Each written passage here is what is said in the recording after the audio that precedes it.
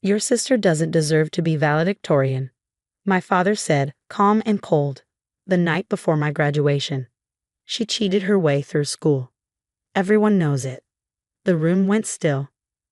My mother stared at her plate. I couldn't breathe. Then my 12-year-old brother stood up, reached into his pocket, and pulled out a voice recorder. Actually, Dad, he said, I think it's time everyone heard what you did. I remember exactly how it felt, the way my stomach dropped when my father said those words, how the green beans on my plate suddenly became the most interesting thing in the world as I refused to make eye contact with anyone. The dining room in our suburban home had never felt smaller, the walls closing in with every breath I took. Rebecca doesn't have what it takes, my father continued, cutting into his steak with surgical precision, as if dissecting my academic career. Never did. It's all smoke and mirrors. I was 18, graduating summa cum laude tomorrow, with a full scholarship to Princeton. 4 years of late-night studying, perfect attendance, and sacrificing nearly every social event for academic excellence had led to this moment, being named valedictorian of Westlake High School's class of 2022. And my father was determined to ruin it. My mother, Ellen, sat with her eyes fixed on her plate. Richard, please, she whispered, not tonight. My father scoffed, taking a sip of his wine. What? We're all thinking it. I'm just saying it out loud. My younger brother, Michael, pushed his glasses up his nose, his 12-year-old face unusually serious. I expected him to stay quiet, as he usually did during my father's tirades. Michael was the peacekeeper in our family, the one who tried to smooth things over, who disappeared into his room when voices got too loud. But tonight was different. Actually, Dad, Michael said, his voice steady as he stood up from his chair. I think it's time everyone heard what you did. The silence that followed was deafening. My father's fork paused midway to his mouth, his expression shifting from smug certainty to confusion. What are you talking about? He demanded, setting down his utensils with a clatter. Michael reached into his pocket and pulled out a small voice recorder, the kind he used for his science projects and nature observations. My heart began racing. What was he doing? I didn't mean to record it, Michael explained, his voice suddenly smaller, but still determined. I was recording bird calls for my science project in the backyard last week. You were in your office with the window open. My father's face drained of color. Put that away, Michael. Now. But Michael, my quiet, conflict-avoiding little brother, pressed play. My father's voice filled the dining room crystal clear. I need you to do something for me, Jim. It's about Rebecca's college applications. I recognized the name, Jim Holloway, the school board president and my father's golf buddy. Those recommendation letters need to disappear. My father continued on the recording. Replace them with the ones I sent you. Make it look like she's been struggling. Like she's unstable. My mother gasped, her hand flying to her mouth. And the standardized test scores, my father's recorded voice continued. Those need to be flagged for review. Create some doubt. Princeton needs to resign that scholarship. She can't leave. The business needs her here, working for me after graduation. Michael stopped the recording, his small hand trembling slightly as he set the device on the table. There's more, he said quietly, about how you hacked into her email to cancel her college visits. How you told her math teacher she was cheating when she wasn't. The room spun around me. For 4 years, I battled mysterious obstacles in my academic career. Recommendation letters that never arrived, test scores that were questioned, college visits that somehow got canceled. I'd worked twice as hard to overcome each setback, never suspecting the saboteur was sitting across the dinner table every night. My father stood up, his chair scraping against the hardwood floor. This is absurd, he sputtered, but the confidence was gone from his voice. You don't understand what you heard. This is adult business. It sounds pretty clear to me, Michael replied, suddenly looking older than his 12 years. You tried to ruin Becca's future because you wanted to control her. I couldn't speak, couldn't move. The truth was crashing down around me like shattered glass, cutting into everything I thought I knew about my family, my struggles, my achievements. My father turned to me, his face contorted between rage and panic. Rebecca, you know how important the family business is. Princeton is across the country. We need you here. I was doing what was best for the family. Best for you, my mother said, her voice eerily calm as she stood up. Not for her. Never for her. I'd never heard my mother stand up to my father. not once in 18 years. She'd always been the cushion between his expectations and my reality, trying to soften his criticism while gently encouraging me to try harder, do better, be more. Ellen, my father started. No, she interrupted.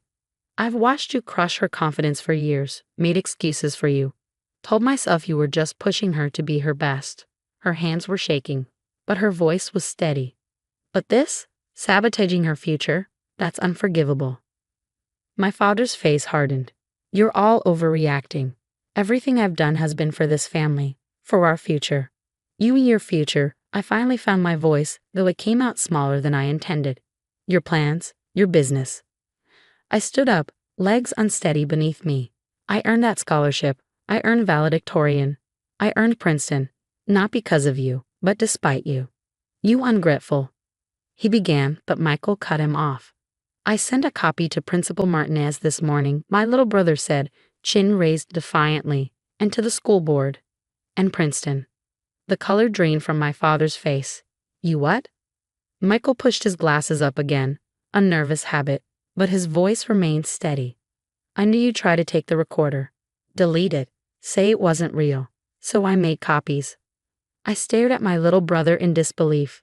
This quiet, careful boy who collected insects and built model airplanes had just dismantled our family's carefully constructed facade with surgical precision.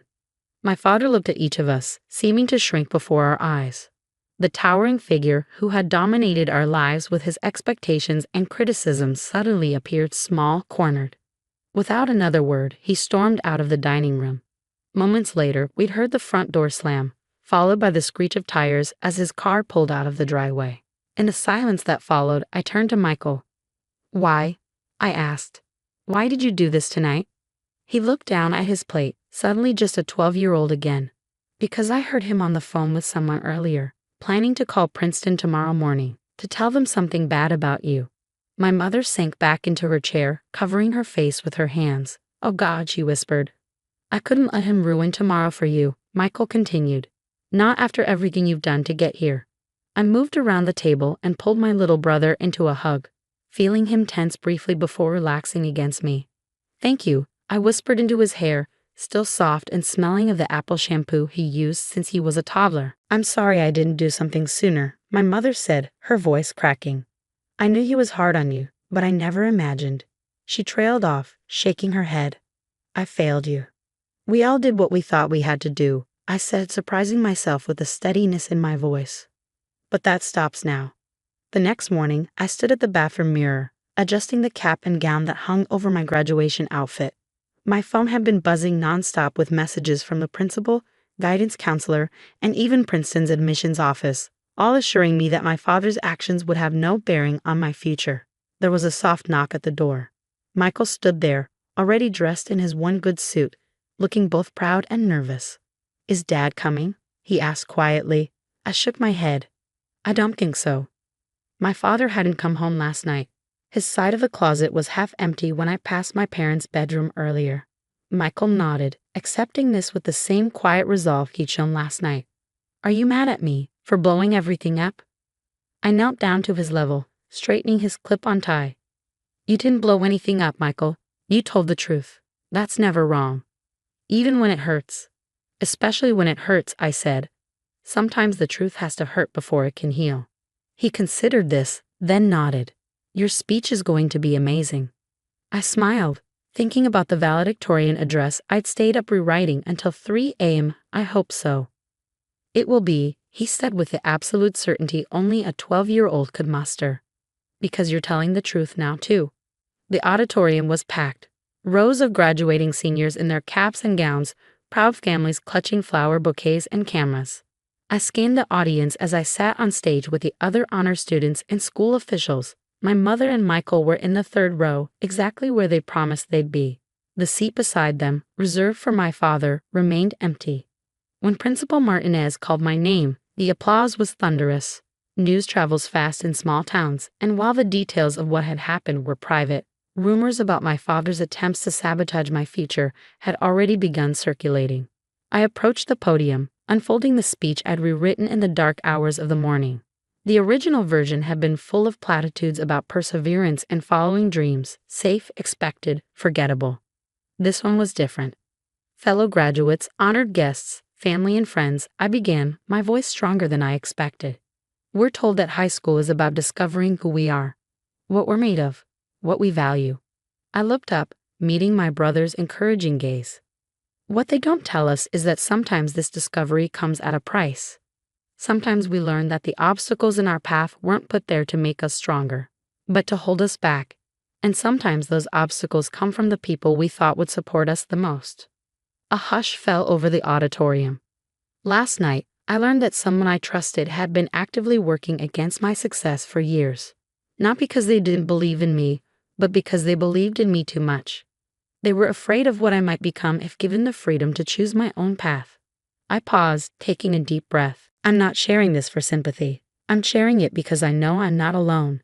Many of us have faced people who tried to dim our light because it shined in a direction they didn't choose for us. Parents who mapped out futures we didn't want. Friends who pulled us back when we tried to rise. Teachers who underestimated us. Or worst of all, those voices in our own heads telling us we aren't enough. I looked around at my classmates, seeing recognition in many of their eyes.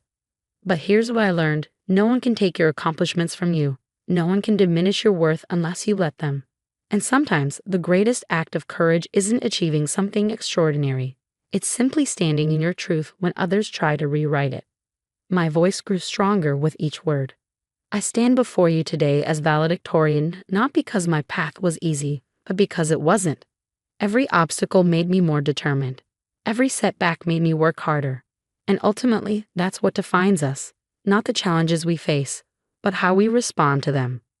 I looked directly at Michael then, his small face beaming with pride. Sometimes our heroes don't look like we expect. Sometimes they're 12 years old and have the courage to speak truth when adults won't. Sometimes they're the friends who believed in us when we didn't believe in ourselves. Sometimes they're teachers who saw potential we couldn't see. I turned to acknowledge the faculty seated behind me, many of whom had written the recommendation letters my father had tried to intercept. As we leave Westlake High today, I want us all to remember this. Your path is yours alone. Your success belongs to you.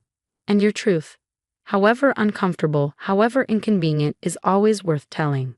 As I concluded my speech, the audience rose in a standing ovation. Through tear-blurred vision, I saw my mother and Michael standing, clapping so hard it must have hurt.